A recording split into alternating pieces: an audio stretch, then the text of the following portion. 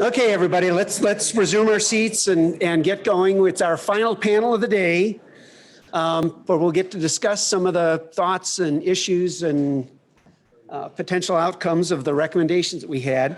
So our moderator for this panel is Anna Gomez, who is a member of our Silicon Flatirons Advisory Board, and she introduced herself as a retired telecommunications attorney. So I'll go with that. Thank you, Keith. Yes, I am happily retired.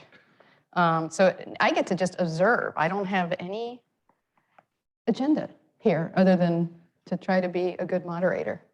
So good morning. Wait, what time is it? Good morning. This is our last session. We are going to do a wrap-up in which our speakers are going to give their reactions to the recommendations that you just heard in the last panel. So I'm hoping this will be dynamic and not heated.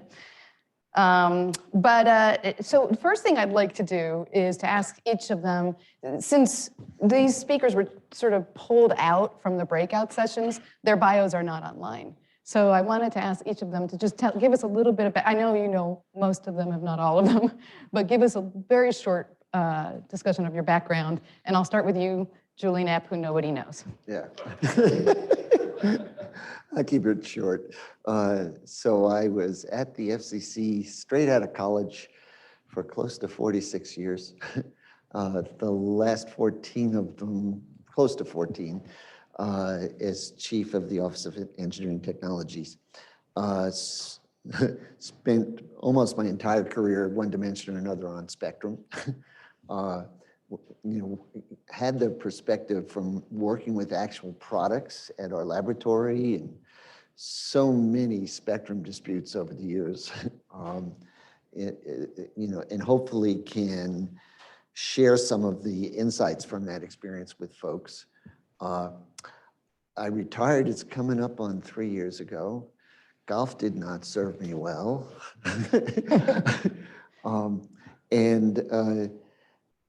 So I've deliberately not taken on any job, and just trying to help out in some of the what I'll call academic areas. Exercises like this is how can we, where we've run into some problems, how can we make things work a little better?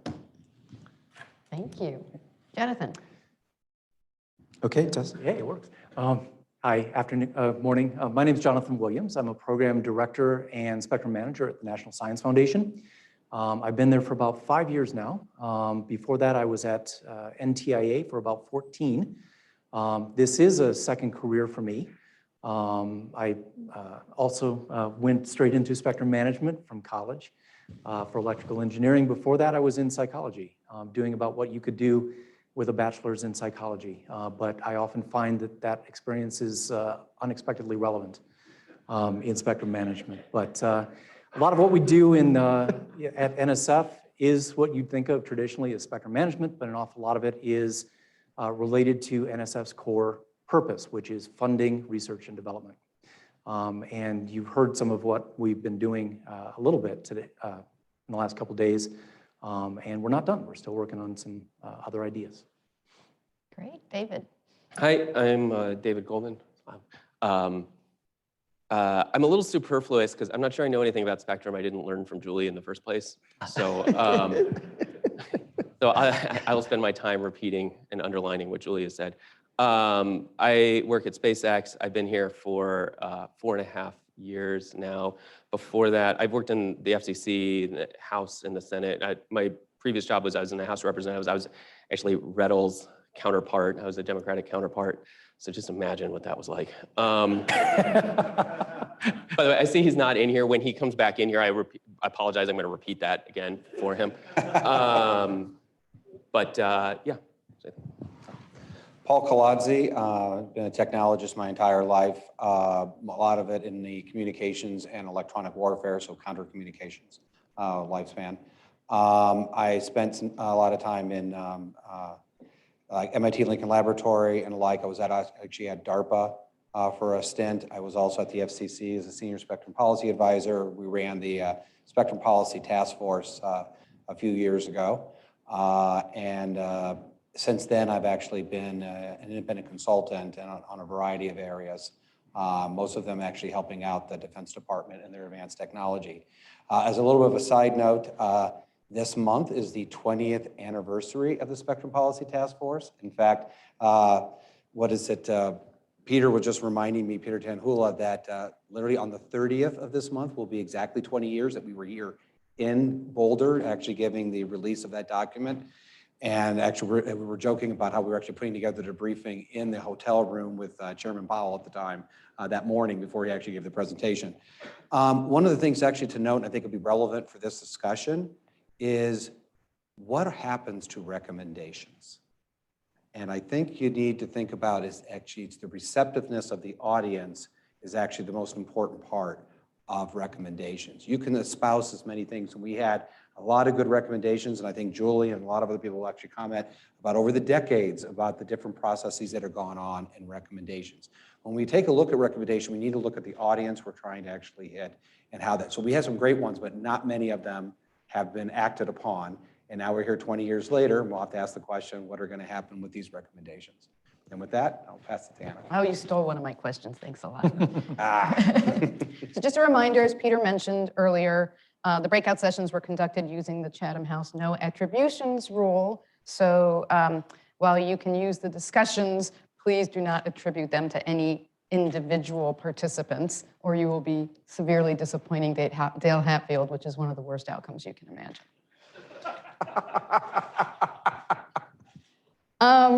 So first of all, can I just ask you to give us your general thoughts about what you just saw?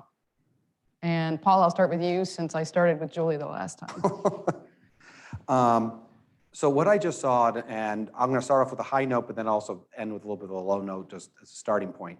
Actually, first of all, we had some interesting groups that got together, and I think we had some interesting takeaways in some sense, not recommendations, but takeaways, sort of commenting about how conflicts are actually not between current users, but many of them is between incumbents and or wannabe incumbents and end users, and also. But I actually think that whole issue comes up to showing that, Julie, I think over those years, you guys did a great job.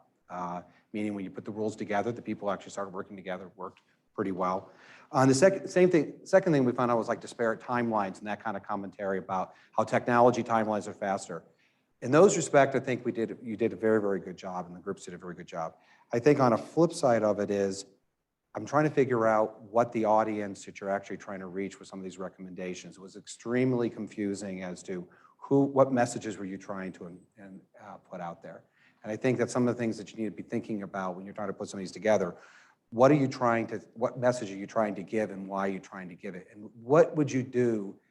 Are these recommendations the same ones that you would have had 20 years ago, 30 years ago, 40 years ago?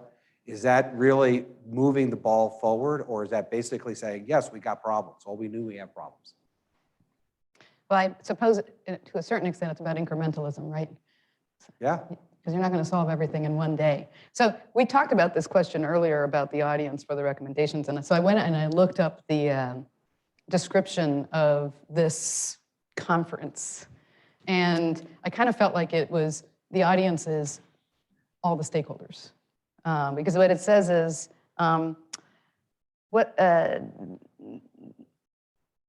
following up on the roundtable discussion, the Fall Spectrum Conference will take a deeper dive into the prevalent tensions that characterize interference disputes, how they came about, why they have been exacerbated, and what could have been done to prevent them, what technologies or standards may have helped resolve recurring issues, and what realistic and actionable solutions should be pursued. So it is broad. And maybe one of the things that we can get out of this is, well, maybe we need additional discussions that break out sort of the categories so that we can think about really how to make it implementable. But anyway, that was just my thought on that. Mm-hmm. David, would you like to pick up? Yeah. So I guess I struggle a little bit with these recommendations and looking at them because I've had experience working on various perspectives on spectrum policy, but what I've been working on for the past few years has been in satellite spectrum. And it's looking at a lot of what these recommendations were. I feel like I live in a parallel universe. the idea that the first thing that comes out is that there's no problems for existing users is just look at any docket that's going on that, frankly, that I'm involved in, any of the space dockets. It's all fights among existing users about interference. And it actually goes to show, I mean, there's a lot of spectrum that satellites have allocated to it in the higher bands, but it's a fair bit of spectrum. And I'm guessing, you know, we have some of the smartest spectrum people in the world sitting in this room. I bet most of you don't actually know what the rules are for that spectrum. And I'll tell you what a lot of it is that it's a cage match. It's shared spectrum, and I know everyone's like saying we like shared spectrum. That's great. I like shared spectrum. We should be going to more shared spectrum. The rules for most of the satellite stuff, at least for the NGS, non-geostationary orbit satellites, the kind of the next generation ones that we have, the rules for most of it is you guys share it and you guys figure out how you're going to do it yourselves. And there is no other rule. Oh, and when you get in this fight, do it in good faith. That's it. And so these are really tough battles. And so I mean, I'm talking about this one because it just struck me out of the gate kind of reading through these of like, even the very first one, I don't think actually applies to a lot of spectrum. But as I look through a lot of this, I think that there's a lot of fighting the last war that's going on. I know we're saying this isn't a specific thing, but I also know every one of these things you can go through and you know what people were thinking about. You know what fight they were talking about when they came up with these bullet points. And but just looking ahead, and again, just talking about the stuff that I'm working on, because this is stuff I know best, it's we now have deals with wireless carriers as a satellite operator where we're going to have heterogeneous systems where they're working together, and the difference between satellite and terrestrial is going away. We have federal customers. I know we heard about how 5G, DoD is going to use 5G and commercial 5G. Same thing's happening on the satellite side. I have federal users who are, the DoD and other agencies are looking, how do you leverage commercial satellite more? The lines that are the traditional lines that we're used to fighting from the last decade, if I'm guessing, those things are getting wiped out. I think that if I look ahead, I think a lot of these battle lines that we think exist, I think if we come back in 10 years, we're going to look back and say, yeah, those were the old days, and that's not what we're talking about anymore. And I just, so when I look through all of the recommendations, I'm a little worried that we're not actually looking out into the future. I know it was mentioned on the previous panel, but I was a big advocate. I continue to be a big advocate. I think what we should be thinking about is how are we setting the right incentives for people to be doing the right things, rather than prescriptive descriptions of what we should do, because I think prescriptive, we're going to get them wrong, right? Like that's the lesson, right? You look back and we get it wrong every time we try to guess. But I think if you try to set up the right environment for people to act the right way and set up incentives, again, in the cage match in the satellite world, if you set a cage match, the incentives are all backwards, right? Like start thinking about what everyone wants to do in that world, and it's exact opposite of what all of us say that we want them to do. I think we need to think more about how do we set up the right incentives going forward. And I'm a little worried that these recommendations don't quite get there. There's a little bit in there, but it just overall, I'm not sure it quite gets there. There was a long discussion. Well, it seemed long to me, but I think it was, I forget which one was breakout A and breakout B. The innovation breakout group talked about time frames and how do we see the future. And pretty much the decision was we can't. So we have to start from somewhere. But I hear you on you know, how do we make it so that it's future proof. Anyway, Jonathan. Yeah, so it's very interesting. When I was going through these summary bullet points, my first impression, especially as they were discussed by the moderators, was I felt that they were pretty fair. I thought that they seemed to capture a lot of the discussion. I think David is right regarding this particular point. And I agree with that point. Yeah, and it's interesting because you know, it's not just the satellite world where, you know, things can be so cutthroat. They have their own agenda item dedicated to them at every World Radio Communication Conference. It's a conference within a conference. It is that challenging to coordinate these things. And it is an ongoing issue. The problems are not solved. The problems are being identified. They try to fix something and a new problem pops up. One of the things that I thought was really interesting, and I mentioned this during the break, was I almost wish that the two breakout panels yesterday during the break had kind of cross-pollinated their ideas, because they're really not mutually exclusive. The idea that you need to work on the process and fix the process cannot be divorced from further developments in spectrum, how we use spectrum, innovations in that. The one informs the other, and the other informs the one. So I think that maybe there could have been some additional thinking and additional results coming from that. But by and large, I thought that there was a lot of good material captured, and like I said, I really like the discussion coming from that as it was described. Great, thank you. What was the question? What are your reactions generally? No, just generally. So first of all, for Graham and Jackson and the students here, getting insight into what you're going to be doing tomorrow at 8 at night is a long lead time. We're going to put you on a panel and you'll react to what they're going to say. An hour later. Yeah, no, not even 15 minutes. 15 minutes, yes.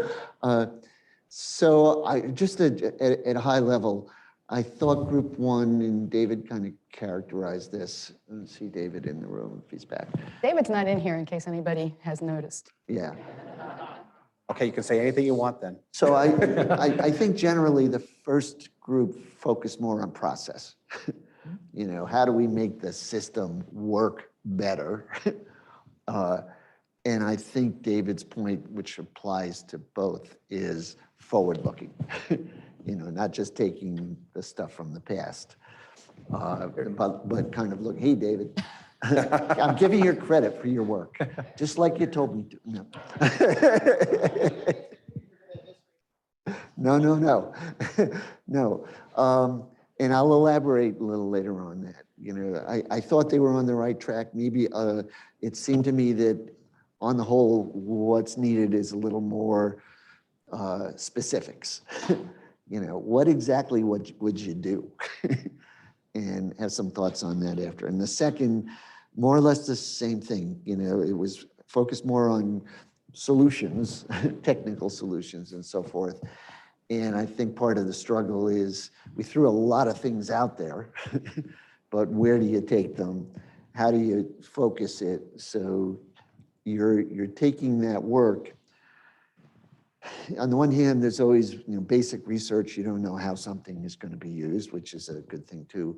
On the other, it's like, can you see problems coming down the road? And what would you be doing now that would help to avert or at least better understand those things? The one thing I will also say about process across the board, because I think this isn't just on, we talk a lot about FCC and NTI, but for the community, it's like nobody understands me.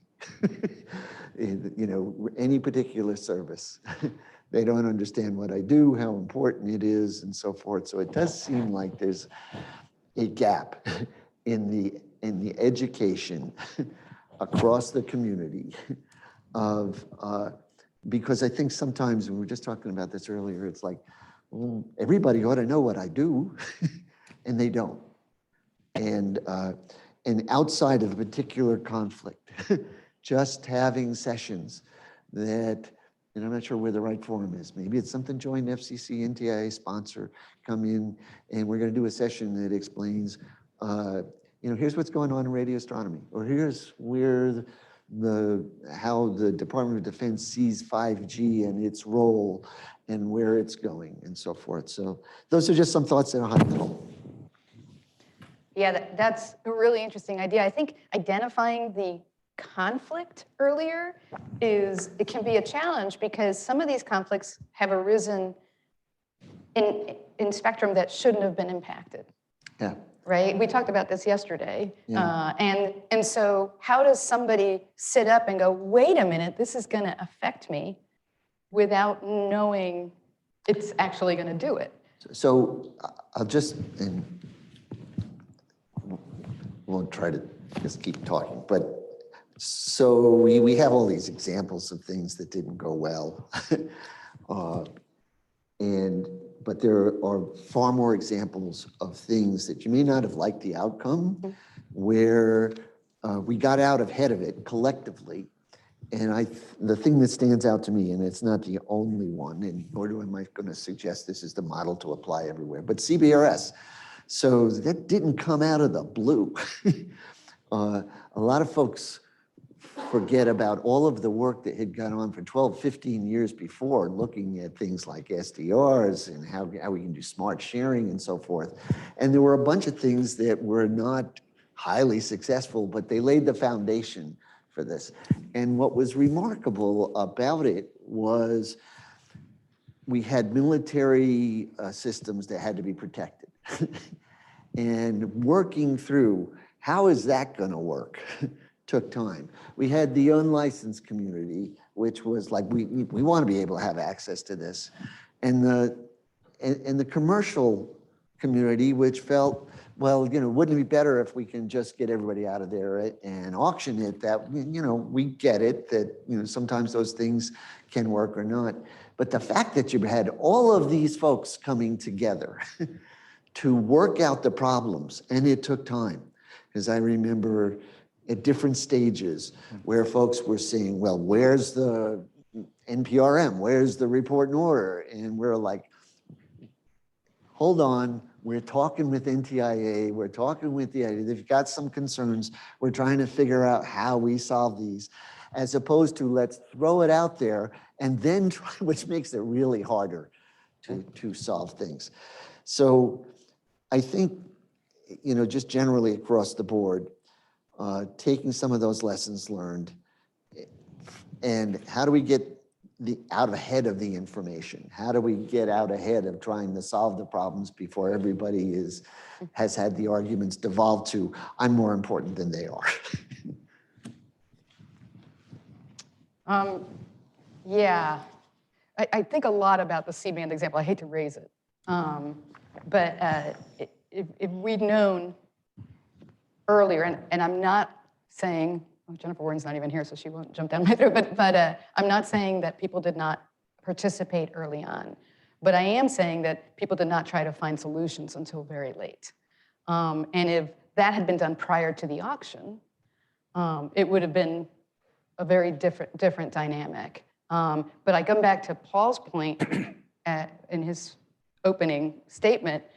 How do we incentivize? How do we give the incentives to the stakeholders to cooperate?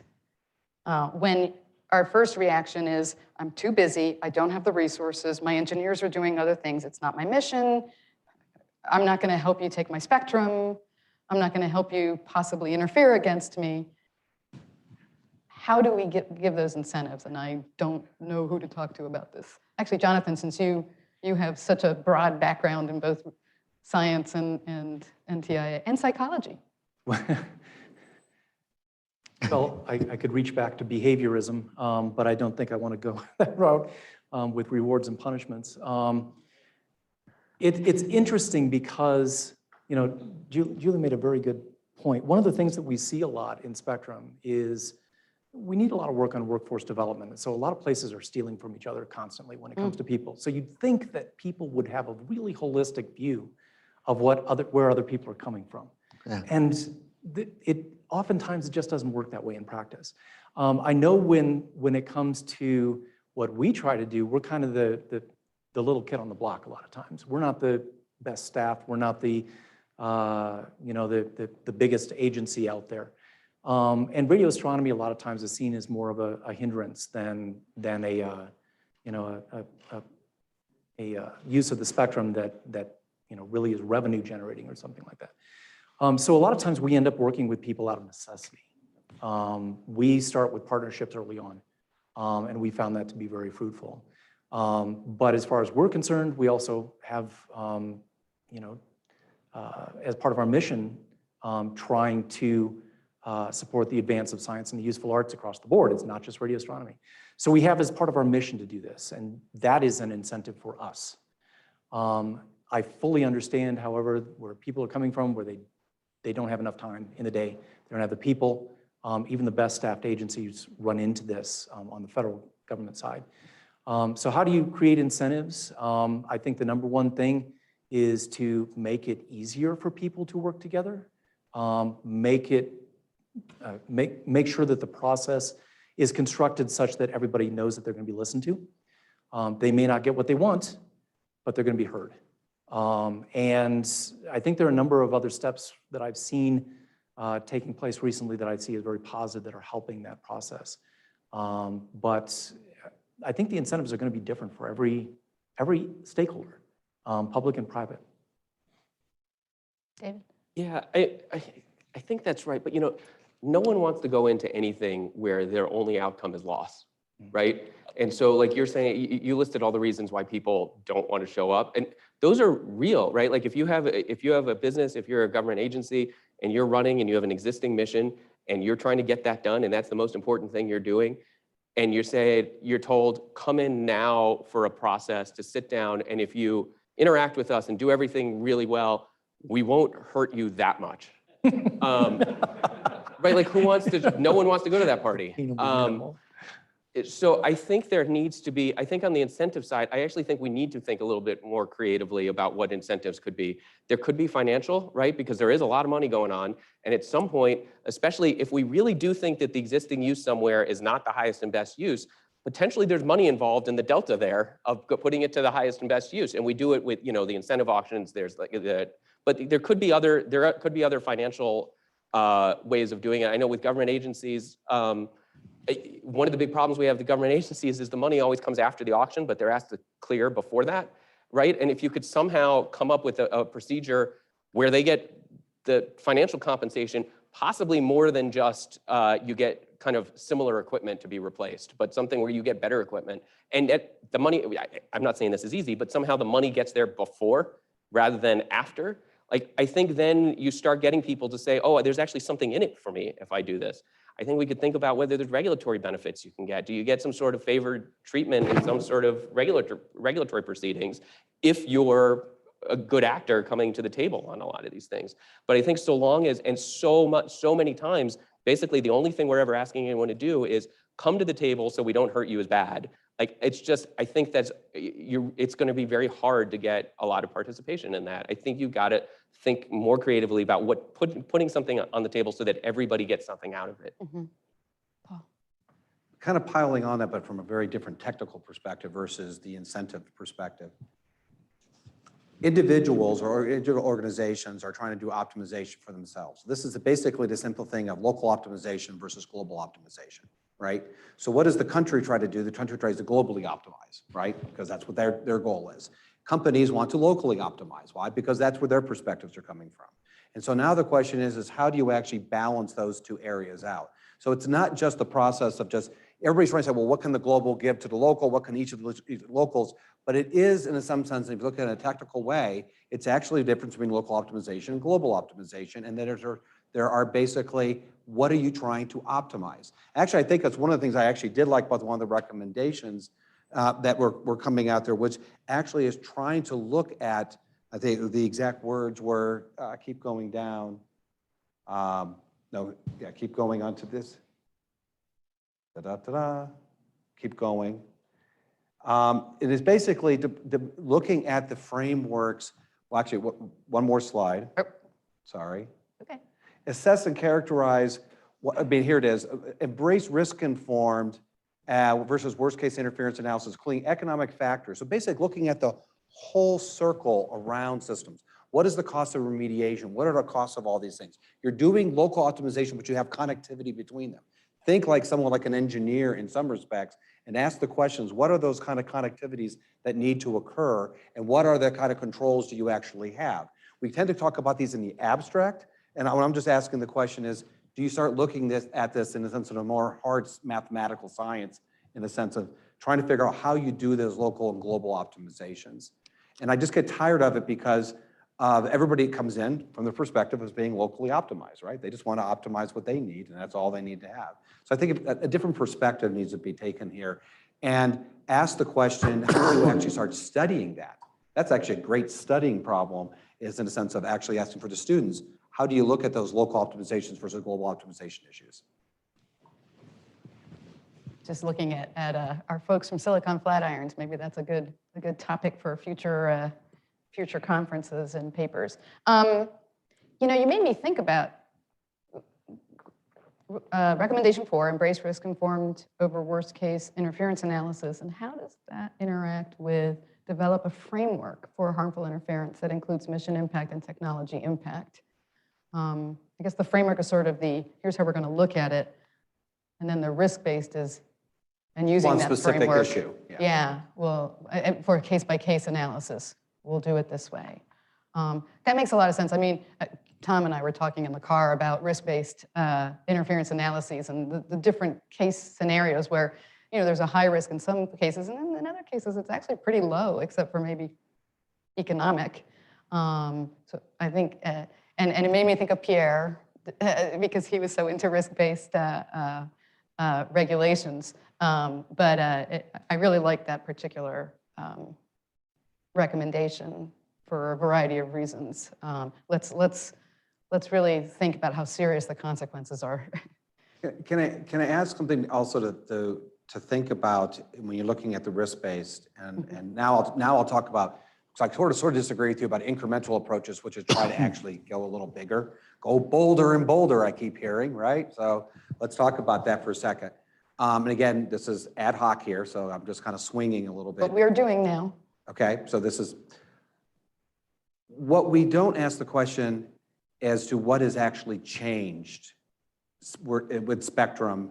And for the first time, not first time, for about the last 30 or 40 years, the concentration of how spectrum is being used. So if you look at risk-based assessment, okay, if you're the only avenue for use of a spectrum for a particular application, a particular area, let's say rural, okay, you may have particular type of rules versus what's going on in the urban, where there's also a multiplicity of issues. Also, you can flip it around, which is they need a lot more in urban versus maybe they don't need as much in rural. So the question becomes, are the rules, I'll be bolder, are the rules actually needing to now start getting more bifurcated in a sense of what is meant by interference in a sense of certain environments? Is the space environment different than the rural environment, which is different than the urban environment, which is different than other environments? Right now, we try to mash it all together as much as we can and trying to build the rules up that'll be kind of equitable across. And the argument used to be because the equipment can only be built one way. But we now know equipment doesn't have to be built that way. We are building, basically, we have close to we have now 1 trillion transistors, I think, is now being played around with, in a sense, some individual devices. So when technology is coming along, can we start looking at this as a different way? Is that different way a potential for alleviating some of these interference issues? Just a bold thought. So I think the good recommendation, and I'll just kind of come at it from a few different perspectives. One is, how do you translate it into applying it to a given situation? That's always the difficulty, because the eye of the beholder may be completely different as to what the risk is and what the consequences are if something goes awry. And I think we struggle at times with, well, interference could occur if these 10 things all aligned, but we think it's highly unlikely. Well, first of all, we haven't really applied probabilistic analyses,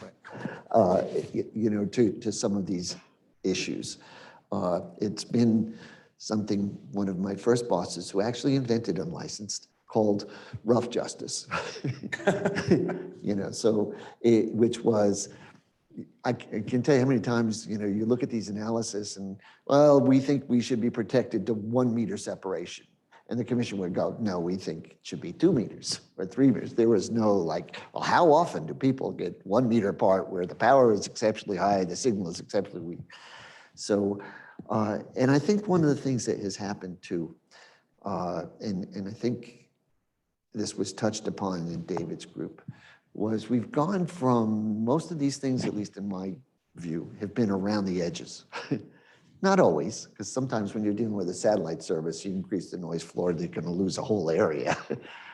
So I get that.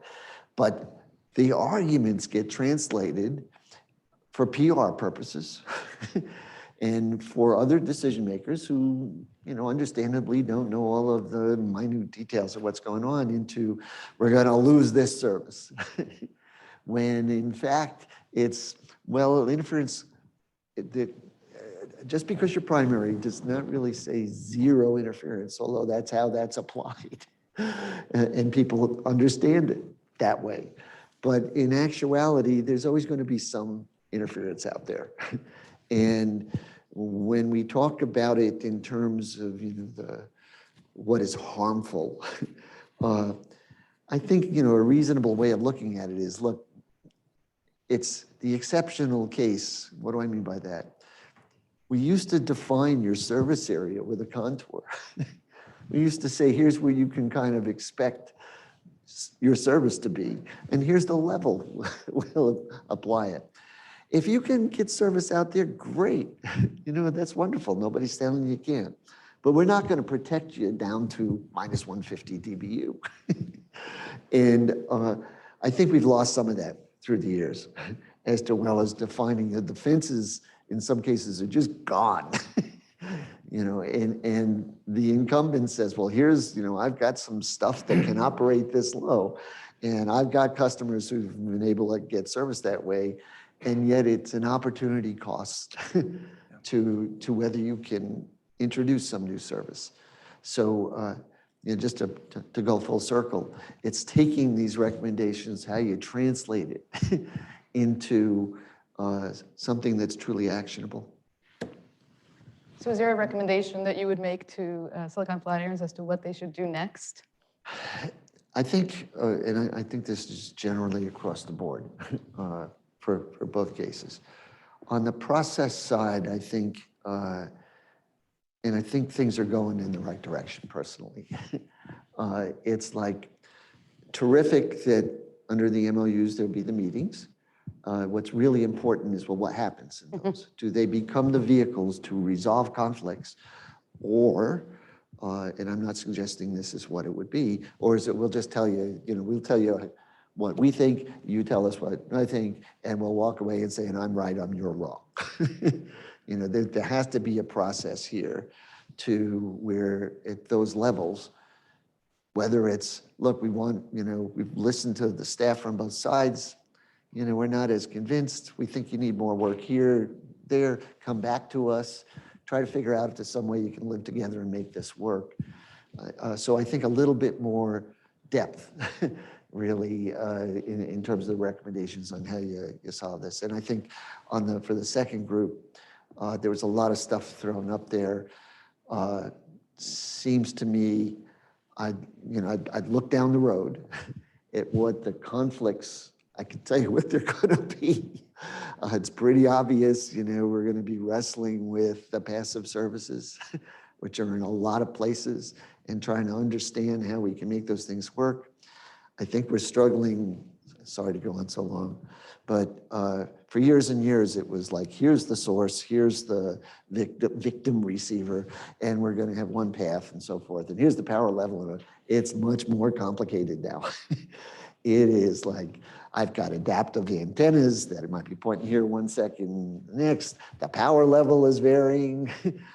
And then how you add up for out-of-band emissions, which is like, so has become such a key argument here, of multiple base stations and reasonable deployment scenarios and so forth, and figure out what those levels are, because I don't know that we've done enough work to look at the models and see, do they really match reality? And you're gonna have more and more of those arguments, these arguments that we've been having about adjacent channel interference, which used to be just the two next door, are now several hundred megahertz away. And when you start to look at root causes, it's usually about how the analyses are done and how that sets people off about what's going to happen. Jonathan, did you have something? I'm sorry.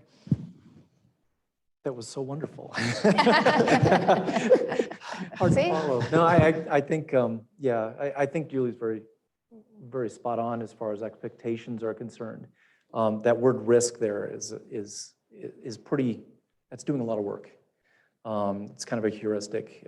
I mean, when you think about it, the risk analysis is going to be very different for a satellite provider who's trying to, meet their service agreements or service standards versus a radio receiver that's designed just solely around or primarily around sensitivity and is potentially damaged by a signal that's too strong. The risk analysis has to be different, especially if you're talking about a many thousand or $1 million instrument. So the expectations are going to be different. I absolutely agree, and I think I really do agree with that point 4 in the context of it's going to be a case-by-case thing. Thank you. I think, yeah, we're about 15 minutes out, so maybe we should open it up for a student question. Anybody? I will call on somebody who looks young. Julie. So, in keeping with the theme of the necessity of more people moving into this area, I think on behalf of myself and the other students here, what are some areas that you see being in most need of new people entering the field? Where can we go? How can we help? Good question. Satellite? Yeah, give me a call. It's totally true. We've got like a whole new generation of satellite stuff that's coming. I think the rule, I don't think there's anyone who's defending the current regime of rules and saying that this is going to be robust enough for this new generation. I think it's only growing. So in all honesty, I actually think that there's a lot of interesting work that's going to be going on there. And I think it would be having an infusion of kind of fresh perspectives would be really, really useful. So lawyers play an important role in all this. Thank so this you. is not a slam at lawyers. But I also wish that we were doing this in an engineering school. Yay.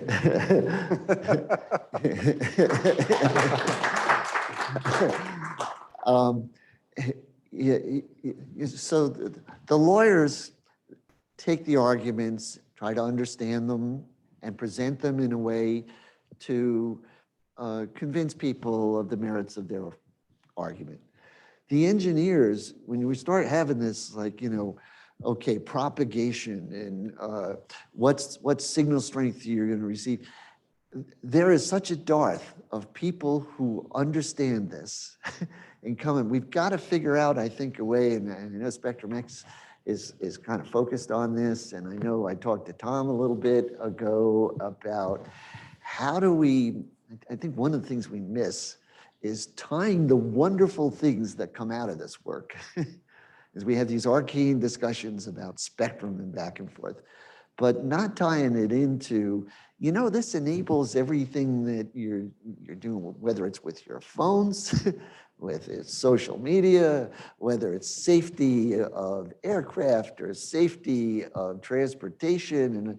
And those, if you would sit down with folks and say, here's how this fits and how you can have an exciting job in making these things happen.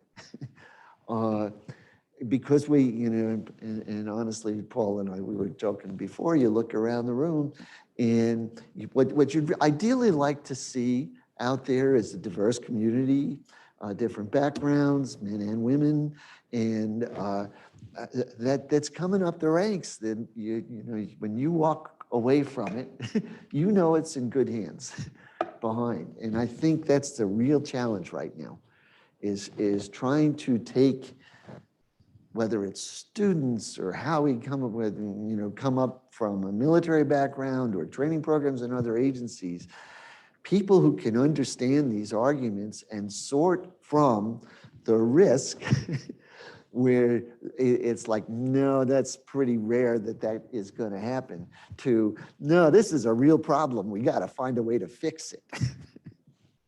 Yeah, you actually reminded me how important it is to have, or let me say this a little bit different. The most successful engineers I know how to talk to non-engineers.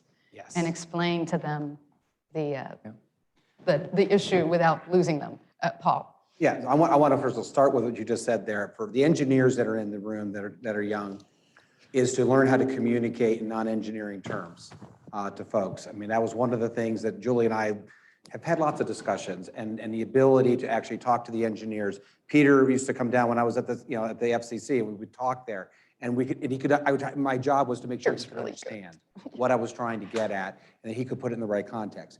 For the lawyer, for the young people who are in the legal profession, I think what you need to do is understand there's a breadth of things going on in multi-networking, which includes satellites and the like, and that's going to change things. It's going to change things because it'll be multiple. It's not going to be one party against another party. It's going to be multi-parties going together, and what are the optionality associated with that?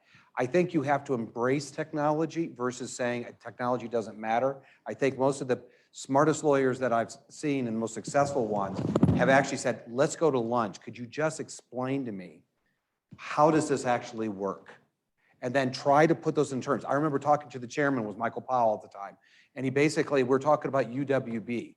And through conversations, he was sitting there going, ultra-wideband communications, so UWB.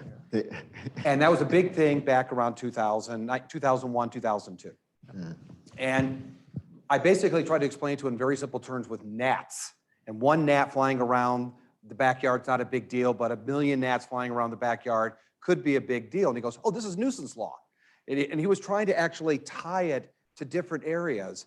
And it was intriguing to watch the minds and trying to actually get those interesting things to work together. So I think that in the legal community, there's a lot of interesting problems going on here in the sense that it's no longer one-on-one. It's going to be also all this cross between talk and how you actually understand some of the stuff. For the engineers in the group, the risk assessment we're talking here and starting to embrace the complexity versus running away from it is that tends to be the problem that I see with most engineers. Like, I can't understand this, I'm just going to go and see what happens versus saying, step back, ask the root questions of what's going on. These are the things that we used to argue about. Julie and I would have lots of arguments in the FCC talking about what are the root causes and how we can actually try to make aggregation arguments and such like that. That's a really interesting and rich area of research, and actually will spawn many of the new things that you're going to see when you're going to get terahertz, which is going to be very short range, optical communications going on there, multi-networking going on, when they start actually splitting up and having multiple services actually crossing the boundaries and actually intermixing. All of this stuff is occurring right now, and it's going to be really happening in the next 20 years. So in some sense, this is not incrementalism anymore. This is going to be actually earth-shattering changes in the way satellites are going to make big impacts on how we actually do communications and how that flows into the terrestrial networks. I think it's an exciting time. I think you should just embrace, as they say, embrace the complexity. That's open, David? Oh, go ahead. Jonathan? Well, I was just going to say, I come at this from a spectrum management standpoint, particularly international spectrum management. But I know of no entity involved in spectrum management that I would consider adequately staffed when it comes to spectrum management. I mentioned before, they steal people from each other. It is true. And I think objectively that is true. And it's not just the federal agencies. I have colleagues in places like CTIA who laugh at 40-hour work weeks. This is an ongoing challenge.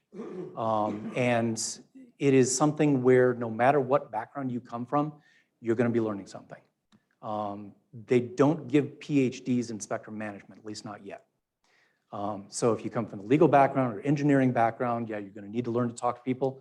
You're going to need to learn the venues. You're going to need to learn everything that the other people know. So I don't know if that directly answers your question, but no matter whether you go into the spectrum management side or if you're more interested in the innovation side, there's a need and you're going to be learning a lot. I've always wondered whether we needed to have an exception to the government pay for engineers.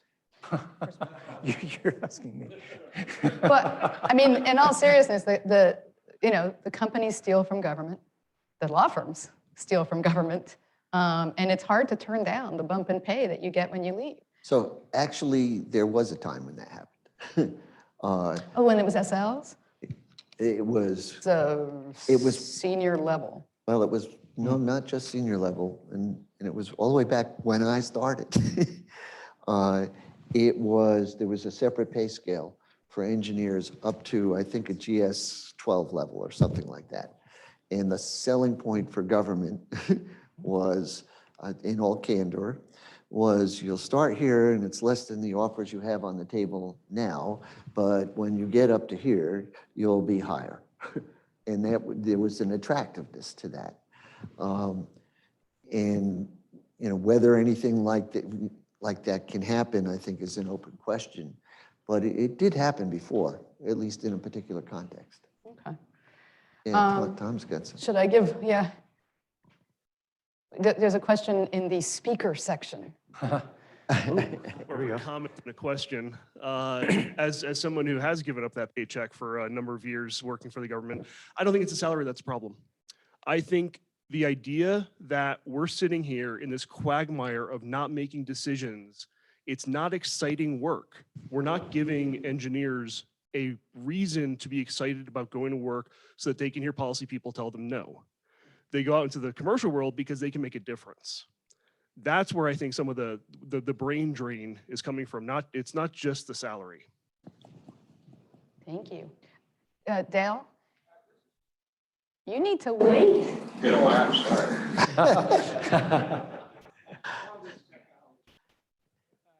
This is slightly off topic, but we're here in the law school, and this seems to be a very propitious time when we're talking about structure and process regarding interference and so forth, spectrum management. And I've not heard yet the Chevron deference, which could dramatically change the relationships between, I'm not a lawyer, see, but it seems to change, it makes a major change between Congress and the regulated age. So perhaps somebody should define Chevron deference, but I'd be interested in your reaction of how serious a threat that is to the things we're talking about. That's a really interesting question, especially since we just had this whole discussion about how much Congress should be involved in spectrum management and dictating outcomes, David. So maybe we can get a law student to tell us what Chevron deference is. All right, mic's already in my hand. Just a two-step process that courts go through to check whether or not Congress has allocated a certain authority to an agency. The first check is whether or not the statute was ambiguous on if the federal agency, the FCC or whatever, has the power to do whatever it is they're trying to do. If it is found to be ambiguous, then the court is going to defer to the agency's judgment as long as it is, somebody help me with the term that the court uses? Not arbitrary or capricious. That was very impressive. But Dale, you're raising a very serious issue. If suddenly we lose Chevron deference, then suddenly arbitrating disputes is going to become a little more complicated. Maybe I'll just say a word on the technical, because I don't know what things would look like if it went away. But I do know how it works now. And they're generally not substituting a judgment for things like, well, you said it's 3 dB and I think it should be 6 dB. But if the agency has not explained, how it reasoned to get to its answer, generally what happens is it gets remanded. And then the agency needs to either go through a process to better explain how it came to its conclusion. Sometimes there's an additional step. There was a gap in what you did, and the agency decides, okay, to resolve this, we're going to have to go to another step. But it's at least now, I can't think of a case where the court came back and said, no, we're going to substitute our technical judgment for your judgment. Yeah, but Dale thought of some. no, I was just responding because Dale, the way you asked the question is, does it change the relationship between Congress and the agencies? And I'm not sure that relationship changes so much. Congress gets to where it gets to for its own issues. I think the relationship between the agencies and the courts will change. I think things get remanded a lot more. I mean, maybe not a lot more, but I've definitely seen cases, I mean, not just FCC, but just across everything, where courts say, I'm not sure I agree with where the agency is, but we give them deference because they're the expert agency. And so then they just let the decision stand. And if we lose Chevron deference, I think that may not happen as much. I think we may start getting more of the remands of like, you really shouldn't have come to this decision, go back and try again. I think you're probably right. The judges, for the most part, don't want to try to become RF engineers in our world, but I think they might be much more willing to go start sending stuff back to the agencies. I think David had his hand up. I can't believe I'll be the defender of the FCC, but I will say, it seems from having spent a lot of time doing this anyway, it's pretty clear that the Communications Act gives the FCC the authority to define harmful interference. I don't think that's a Chevron question. I think that's a textual question. Okay. I know we have time for one more question because he's been very patient. Yes, great discussion here. And I would like to open up, I don't want to say a whole new discussion, but to the lawyers in the room, the young lawyers, I hope they're taking water law here at University of Colorado Law School, one of the few that I understand teach that. Why is that important to this discussion? Julie, Dale, these guys have labored for decades in trying to move from an exclusive use model to a shared use. And with shared use, it implies at least that you have peers with equal rights.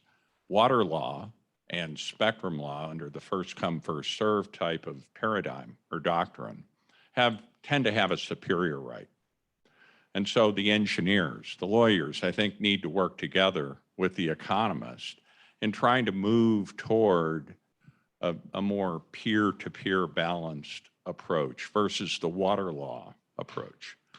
Any comments on that? Go ahead. Not so much on the water law, but I'm just one little tip for the attorneys.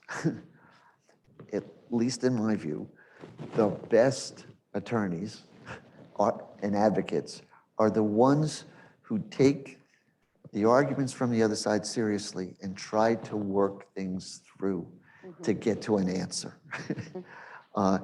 You know, the comment process is not the greatest way to resolve things. You throw something in and somebody throws in their response.